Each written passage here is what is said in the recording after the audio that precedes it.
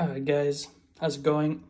As I promised, I got another controller here to review, specifically for racing games. As I promised, I was only gonna focus on racing, and anyways, other comments can help as well in terms of connectivity and stuff like that. But let's get to it. So, the box is very similar to the Xbox One Elite, very well packaged. Does feel a little bit cheaper than the Xbox One Elite, I must say, but anyway, it's not a bad package. It's acceptable. So I've already played with this, I already used it, I already know how to connect it. It took me about an hour to figure out how to connect it. It wasn't straight up, so that's the controller right there. As you can see, it's nice and firm. You can change the weight. There's a lot of versatility. Anyways, here are the weights you can fuck with. 16, whatever, the spacers. Now, what I'm gonna try in the spacers is, I tried putting the thicker one just to reduce the lock on the turning axis, just to see if I can avoid a little bit of understeer while driving.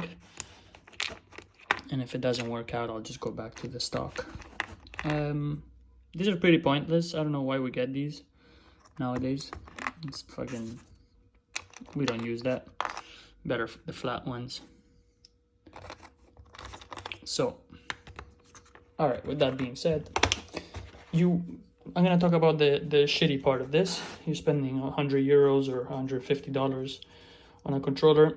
The only way you can play with it is if you have this plugged into the Xbox or your PC or whatever, which is pretty annoying. They should just figure out a way that you don't need this, or only for the PC. I thought it was only for the PC when I got it, but anyway, turns out that you have to plug it into the PS4 as well. The controller feels good. The buttons, they're a little bit playful, like you see, which gives you a little bit of an insecurity when you're using it, I gotta say. Also this, it doesn't really have the best feedback. The buttons, you know, they're a little bit, they play, which is really annoyed me. The little bit of play there that they have. Besides that, oh yeah, there's one other issue. Whenever you're playing, let's say you wanna touch this, it's literally impossible to get to it without fucking with the joystick. So what's happening, they should put this somewhere here, or I don't know, here. They should have figured out a better place. It's very awkward there. Here it's very normal, which is fine, but here it's very awkward. What I really like about it is that I get to have the same format as the Xbox controller, which I really love. These buttons, they could be laid out in whatever format you want, which is great. I still have to play with it more to find out. This is just the initial review. I put the heavy weights on to make it a bit heavier. It doesn't seem to fuck up the vibration, so which is good. I thought if I was gonna put a very heavy weight, it was gonna fuck up the vibrations, but it's good. Besides that, let's have a look at the box here. Yeah, this is what comes with it.